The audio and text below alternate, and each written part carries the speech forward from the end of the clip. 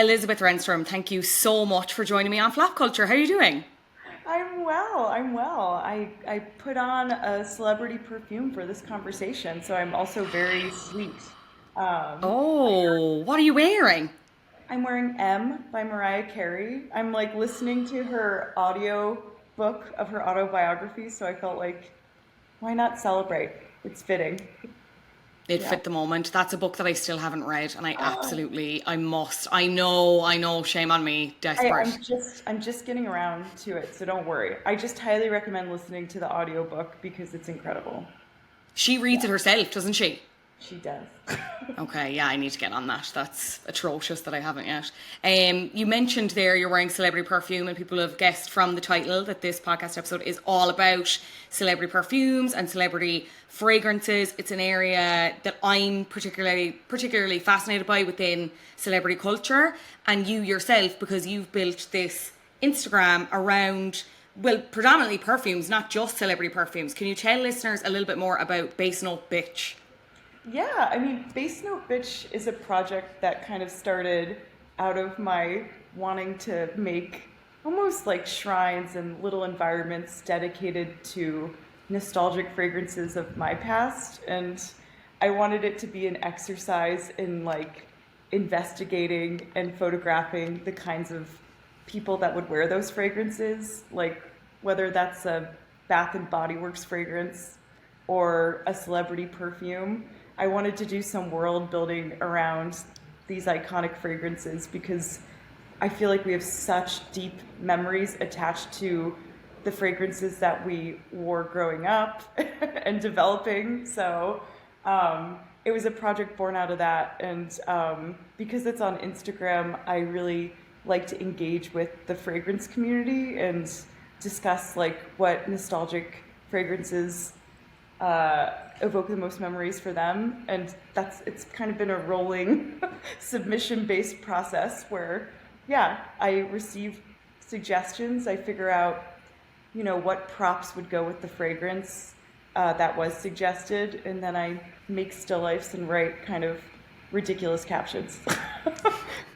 The sets are so beautiful. I'll link your account below for everyone to go check them out because, again, as you said, it's just this to have this shrine of nostalgia for particular fragrances. Like some of them I wouldn't know, but then you see others and it's like it takes you back to a moment. It's Yeah. just, it's crazy. What's the response been like?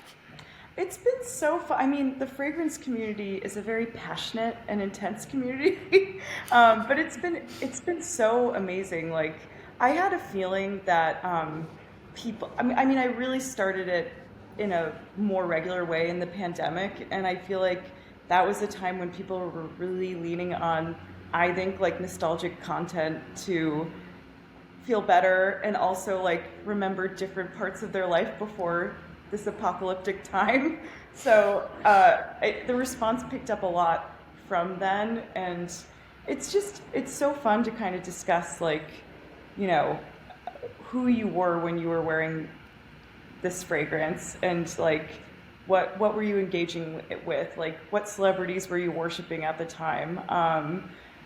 It's been really fun and like kind of inspired other projects, but I it's an ongoing one for me because there's just so much fragrance out there and it all means something to different people, so yeah. 100%, 100%. Speaking of there being so many fragrances, it was an area that celebrities kind of really jumped on at one point in particular in my mind. Like I'm thinking like kind of the mid to late noughties, and I suppose the reason why I wanted to talk about this for flap culture was I feel like it isn't as much of a thing to do for celebrities now, with a few exceptions. There isn't really as much hype around launches as there was, I felt, when I was growing up. So I'm wondering if celebrity fragrance is kind of in its flap era, hence why I called you in, the big guns. But before we even get to that, I suppose, what is like the true definition of a celebrity fragrance? I mean, I feel like more often than not, a celebrity fragrance is when a celebrity has signed a contract with a perfume house and they put their name on it to promote the product. and then the scents are marketed and people either love it or they flop, as you said.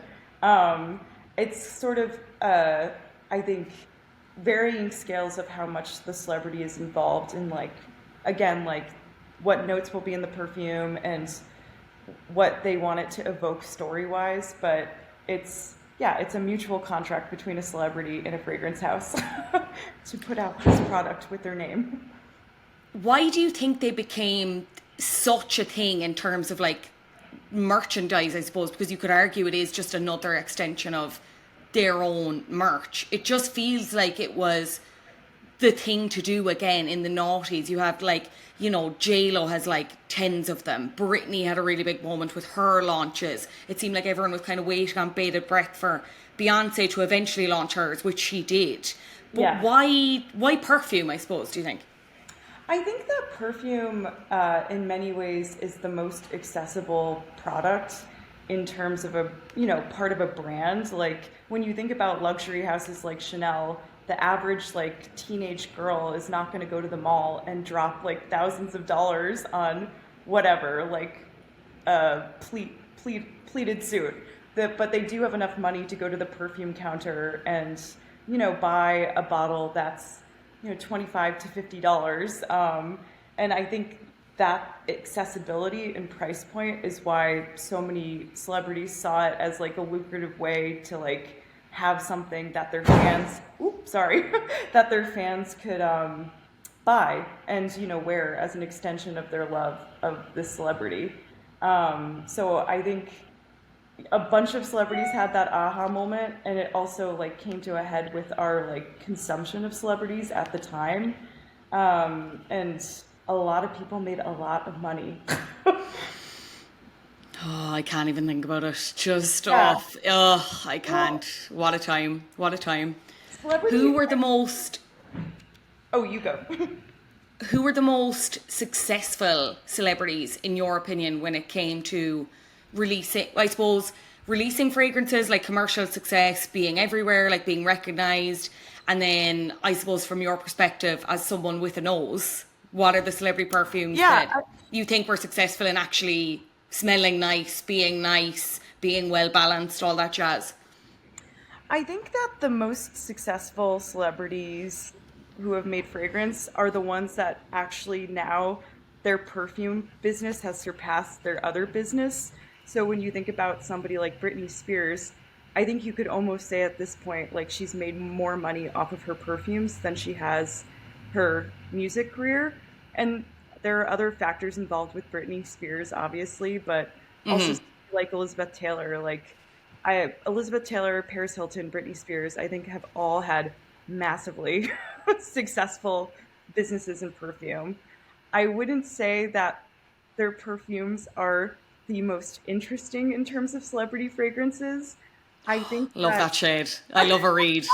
I don't know. I think well there's some iconic Britney like variations like flankers of Curious, but I think that when a celebrity is more involved in like the conceptual process of like notes and whatnot, I think that's when the fragrances are just more interesting and like not just a fruity floral. So I think a good example is somebody like Ariana Grande. Her fragrance, I mean, she's a huge pop star, but her fragrances are also really interesting. And I think they're going to have longevity outside of like her pop stardom because they're really interesting, good fragrances. Like Cloud has become a cult classic for a reason, you know, because it's not just a fruity floral, it's a really sugar spun gourmand with like an interesting note of marshmallow.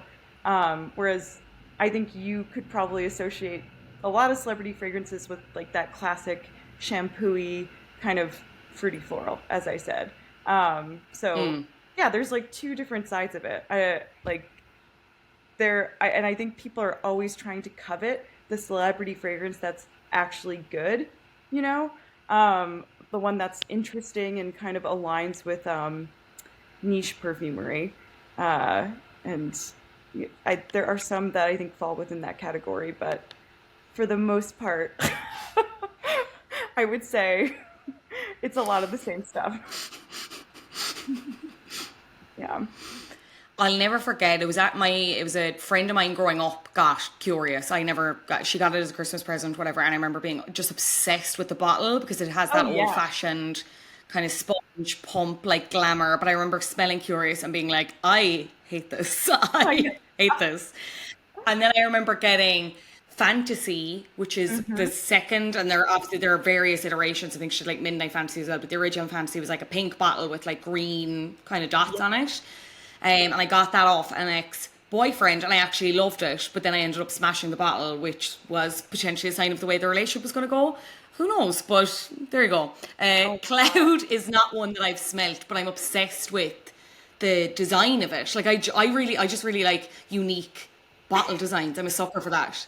Oh yeah, and I think Ariana has like she consistently makes really interesting bottles. Cloud, it reminds me of like some, like the Marc Jacobs daisies, like where you have like this huge like silicone part of the bottle that, is just sort of decoration, which I love.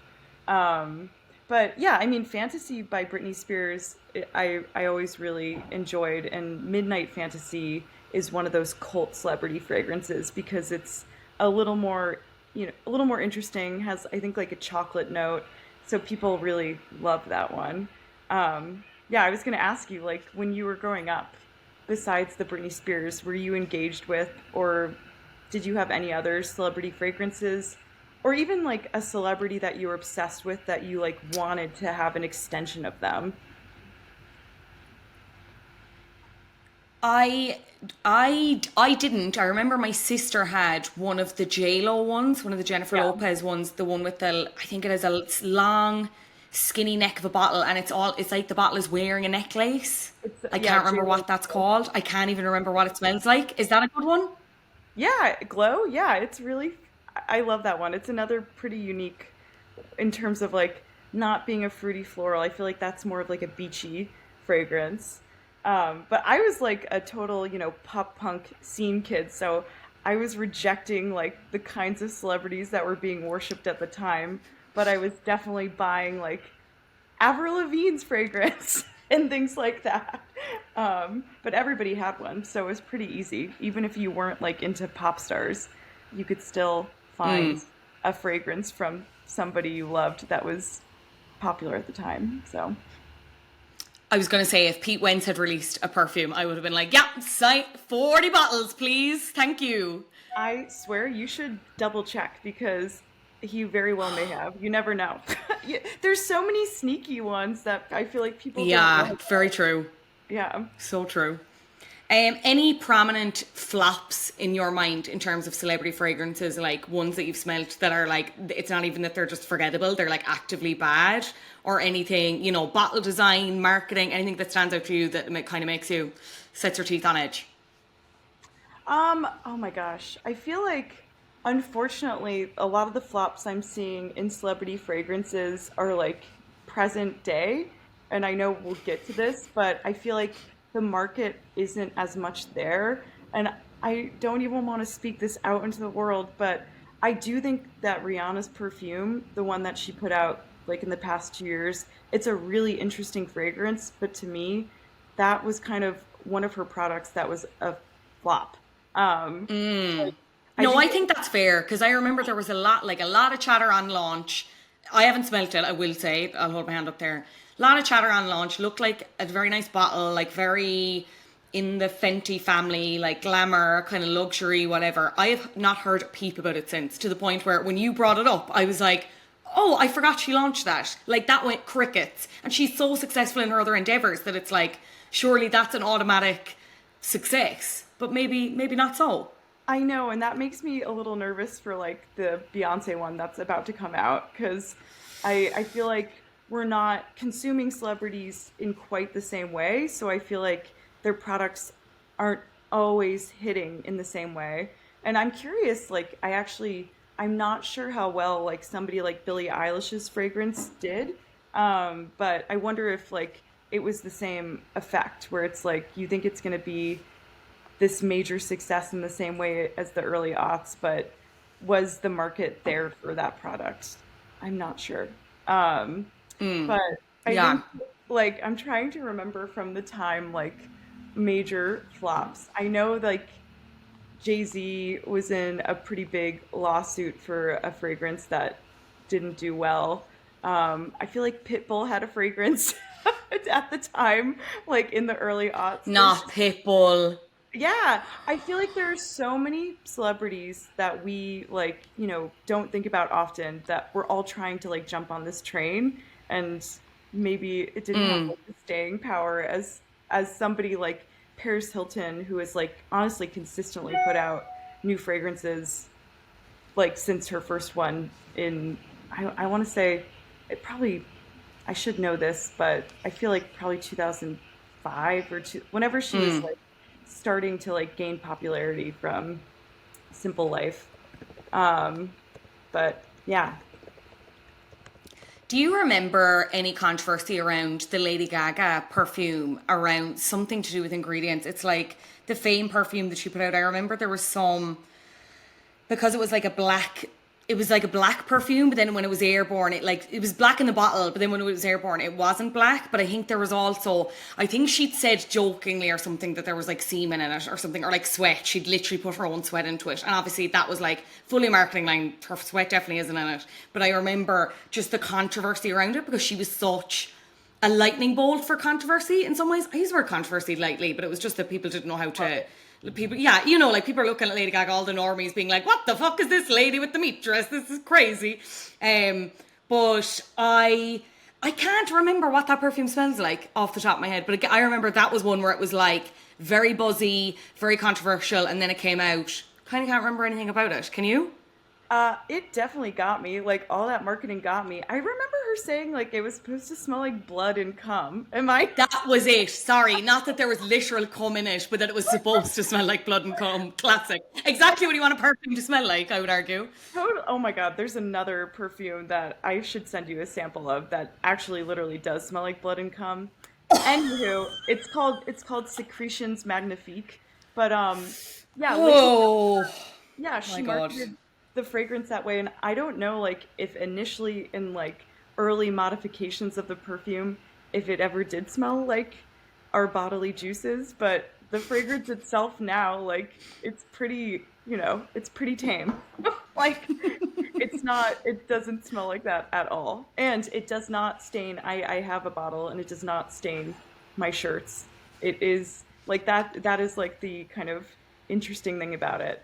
But you're right. Like I think it launched to that controversy, and I don't know how many people bought it. I feel like it was definitely a little too experimental for the masses, and and I think like that's a trend in like why celebrity perfumes also tend to have like sort of the same notes and compositions. Is like they want it to be appealing for their very wide audience too.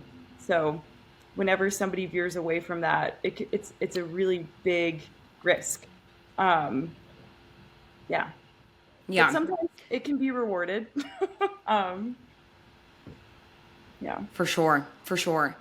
I think for me, just in terms of not knowing anything about it and not being an expert at all, but just from kind of viewing popular culture, for me, I feel like celebrity fragrance peaked around the time Beyonce launched her initial perfumes, which were, I think it was Heat, and then there was a few offshoots of Heat. I don't think she did a separate one. I'm open to correction on that. But I remember there was like buzz like no other, like TV advertising. It was being covered everywhere. It was just this real moment in celebrity, real moment in celebrity culture. Is that when you think celebrity perfume culture peaked, or do you reckon it was another point in time? And also, what do you think of Beyonce Heat? Is it a nice fragrance? Oh yeah, I love Heat, and that's why I'm also kind of excited for her latest because I feel like she's one of the celebrities that put out more unique fragrances, and I feel like she obviously has such a hand in everything that she does that I am curious, like, how this one will stand out. I mean, obviously the price point is way higher than what we would expect to buy in the early aughts. Like Heat back then was, I want to say like probably around like, I don't know, $25 to $35 for the bottle. And now obviously like the prices have gone up. But I think that's like another marketing technique, like the exclusivity and like expecting a certain amount of quality if it's going to be at that price point. But yeah, I'm curious like what of her fans will be buying it. But to answer your question, yes, I definitely think like 2012, like around that time, was sort of like us rolling off of our consumption of celebrities in that way, and also like just shifting our tastes around fragrance in general. I think that fragrance trends are kind of cyclical. I feel like what celebrities were putting out at the time, like again, like that fruity floral composition was really popular. But then as we entered like the mid aughts, everything was more about, I think, your smell but better and like gender neutral fragrances. And I feel like celebrity fragrances are often super gendered. So I think we had a rejection of that, and kind of moved more towards more subtle skin scents, as lots of people like to call them. And now I feel like we're coming back around again. People are liking louder, more bombastic fragrances. And I feel like because of that, maybe celebrity fragrances will be having a resurgence. We shall see. We shall see. I could see someone like, in terms of like genuine like disruptors or people that there would actually be a conversation around. I'd be looking at someone like Olivia Rodrigo, especially because her aesthetic is so kind of weighted in, you know, like sour. There's an immediate thing of like, okay, you can jump a fragrance off that. You know what I mean? Oh Like, yeah, 100%. I really, and I think like her fragrance, if she chooses to like put the thought and care into it, I think it could be like a massively successful. And I think she would probably go the way of accessibility because she knows like her audience is pretty young. Whereas I feel like people like Kim Kardashian are in general trying to like elevate like how they're perceived in like the beauty world. So I know that Kim Kardashian will obviously be doing fragrance again, but it's going to be probably in the same vein as like her new skincare line, where it's going to be really expensive. um, Whereas like her old KKW fragrances were really successful, but they were super, super cheap, and really collectible. So I think Olivia Rodrigo will be kind of the opposite of like where the Kim Kardashians and Beyonces are going. And I feel like if she was to put it out, it would be cute and like not cheap, but like a price point that's under 100. yeah, sorry, just for the new Beyonce fragrances going on sale for $160, which is crazy. Now there's something about like you get a gift or whatever with it when you buy it, but it's just a Yeah. nuts amount of money for a perfume. Now the press release says it's crafted by her. She went to France and you sorted the bees. Assumingly, that's what that's what she's putting out there anyway. But yeah, it would be interesting to see. You've got these gourmand top notes of clementine and golden honey, obviously referencing like Queen Bee and the beehive, and then we have heart notes of rose absolute, jasmine sambong. Oh my god, I'm saying all of these wrong. And the base notes are rich and sultry with Namibian myrrh and golden amber. Oh, you got Reading those it. words, I'm like, they sound nice, but I have no idea what they smell like. Oh my, I mean, I feel like it's gonna be like a nice, sweet floral fragrance. Maybe she'll have like a little bee corpse that she sends with each bottle. Who can say? Um, The which, whole world is like, save the bees. Beyonce's like, I don't give a fuck. oh my God, sorry, I take that back from the universe. But she'll do something very stunty, I am sure. Yeah. But I'm curious, like, what is your? I mean, as somebody who consumes a lot of fragrance and is, you know, adds to their personal collection a lot, my like marker for how much I would spend on a fragrance is probably different from like the average, you know, consumer. I'm curious, like, how much would you spend on a fragrance? Are you like looking more at like the older celebrity price point? Does 160 seem absolutely bonkers? It kind of does. I'm going to be honest. I've gotten a lot more into fragrance in the last like 2 years. So if it was a perfume that I knew I loved, Yeah. like I'll spend 100 on it. But a new, like a fragrance that I don't, and I know obviously you can get testers and stuff, but like you don't really know how it's going to wear or like how long it's going to last.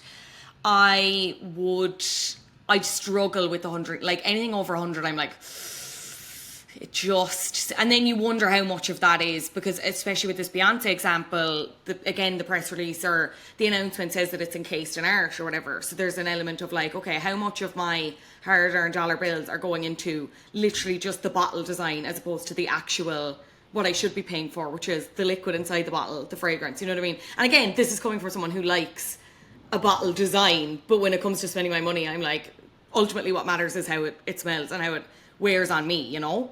Yeah. And oh yeah, your money is 100% going towards the bottle design. Like that is Great, perfect, love it. pretty, yeah, that's Perfect. like the most expensive part of, yeah, most fragrances. So, but we'll see. The joys. Yeah, we shall see when it comes out. I might do a little smell test for the Flap Culture socials. I might get you back and we can chat about it. Oh my God. But Yeah, then in terms of other, you're more than welcome. Absolutely more than welcome. yeah, I was gonna say I need to send you a sample pack. I will.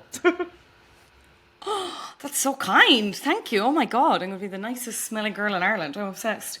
I did just want to ask you as well about any other kind of maybe recent celebrity launches that might have passed us by because we're not paying as much attention to the world of celebrity fragrance and celebrity perfume. Ones that you think maybe we should check out that are maybe flying under the radar a little bit, if you have any? Oh yeah, I would say, well, in terms of more recently, I think a lot of people don't know that Michelle Pfeiffer does the Henry Rose collection, and they're I actually didn't know that. Oh my God. and now, oh God, I don't want to plug for Sephora, but now her line is available at Sephora. So if you want to smell Michelle Pfeiffer's perfume line, it's called Henry Rose. Tyler, the creator, put out a really good fragrance called French Waltz that I was really Okay. surprised by. Did you hear about that? No, not at all. Okay, it's a really nice like summer fragrance. And my third one, I can't vouch for, but I've heard really good things about, is Haley Kiyoko's fragrance called Hue. And I feel like, yeah, she's an example of like, yeah, her audience is pretty, dedicated, and I think the fragrance did well for her. But she has like more of a focused micro audience. But still a celebrity. But one of my favorite celebrity fragrances of all time is Stash by Sarah Jessica Parker. It's such an interesting one, and that's kind of like cult status in terms of. Is the TV ad for that like around something being robbed or her going to jail? Am I Oh making my that up? God. I don't know, but I'm gonna have to look it up. Celebrity perfume commercials are like their Crazy. own thing. They're absolutely insane. I remember all the Hilary Duff ones growing up. Oh my God. Like, Yes. Oh my God, throwback. yeah. Also, I mean, that was pretty good too.